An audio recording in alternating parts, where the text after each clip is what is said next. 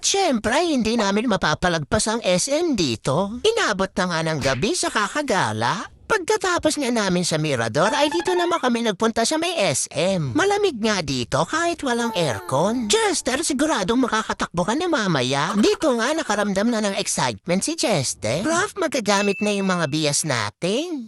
Tumambay nga lang muna kami saglit dito at lumipat naman kami sa may kabila. Kaya naman pala malamig kasi ganyan yung design ng bubong nila. Malamig talaga yung hangin na pumapasok kaya hindi na kailangan ng aircon. Prof, parang gusto kong tumira dito. Aba, Chester, good decision yan. Kaya huwag ka nang sasama sa amin pabalik.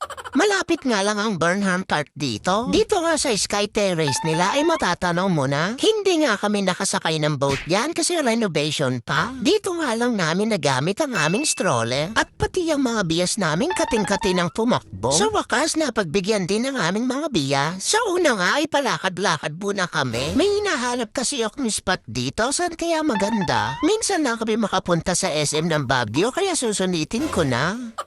At pinodo ko na nga yung mga bias ko dito sa pagtakbo. Aba, si Chester hindi rin nagpatalo.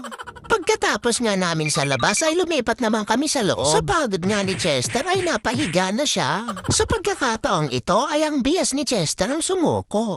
At meron ding nakitan sa amin, syempre mabait ako dyan.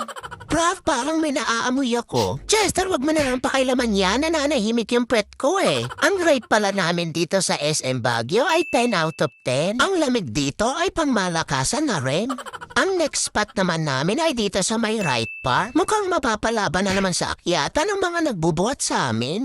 Pagtanaw pa nga lang sa hagdan ay parang nagdadalawang isip na. Huwag kayong mag-alala dahil ilang calories din ang mawawala sa inyo. Huwag nga lang mawawala ng paa. At inumpisahan na nga namin ang pag-akyat. Nagpa-picture nga lang kami dito sandali. Kamusta naman kaya ang mga bias ng kasama namin? Okay pa ba? Nung nangalahati na nga kami ay nagpahinga muna sila sandali. Chester, ang bigat ng Dragon Balls mo, magpababa ka na. Eh prof, wala naman ako niyan. Alam mo Chester, kung pinayagan lang nila akong umakyat dito, malamang naunahan ko pa sila. Pagdating nga sa taas ay ganito naman ang view. Malapit na rin dito yung fountain kaya doon naman kami pupunta. Okay na sana dito yung stroller namin kasi wala nang mga paakyat. Kaya lang wala nang gustong bumalik sa baba.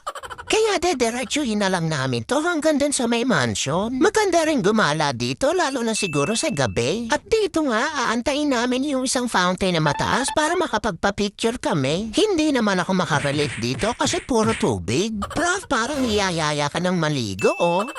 Grabe talaga yung araw na to. Talagang sulit yung gala namin ngayon. At nakarating na nga kami dito sa may mansion. Hindi na nga kami nakapasok sa loob kasi sarado na. Kaya eto, hanggang gate na lang kami. Pagtapos nga namin dyan ay dumiretso na ulit kami ng SM. Dito na nga rin sila kakain para makapag-ikot-ikot pa. Mas marami na ang tao ngayon kaysa kanina. At pumunta nga ulit kami dun sa may Sky Terrace nila. Mas maganda pala dito kapag gabi na. Hindi na nga kami nakapaglakad pa kasi mas marami na ang tao ngayon. Kaya ayan, tambay na lang muna kami habang ine-enjoy namin yung lamig ng Baguio. Sabi pa nga ni Mama sa akin dito, uuwi na kami bukas. Sa habang nga ng gala namin ngayon ay pag-uwi namin, baksak agad si Chester. Eh prof, pati rin naman ikaw lupaypay. Bakit ano ba yon? Gagala na ba ulit?